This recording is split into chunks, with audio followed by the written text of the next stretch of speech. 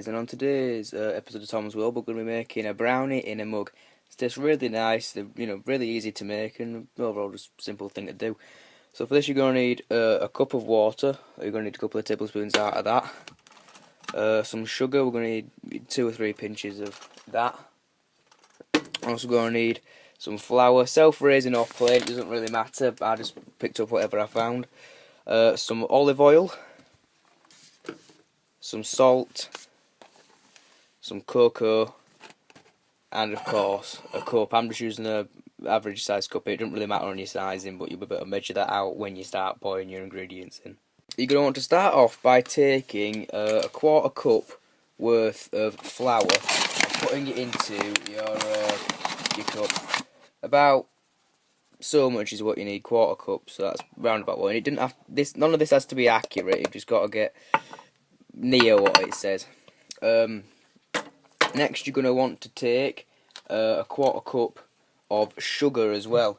So that's about the same again, but in sugar. So that's about that much. So just pour that in there with the flour.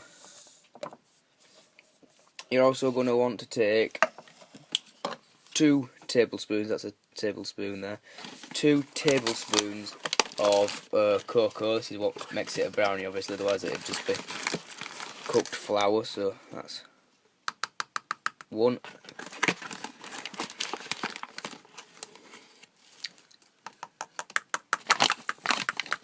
2. And that's where the salt comes in. You're only going to want to put a little bit of this in, otherwise it will just make it taste really bad.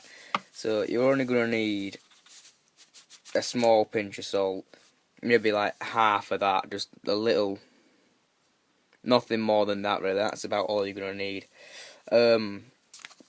Lastly, you're going to want to put in 2 tablespoons of olive oil. This is what will help it cook in the microwave a little later on. So there's 1, there's 2, that's the olive oil.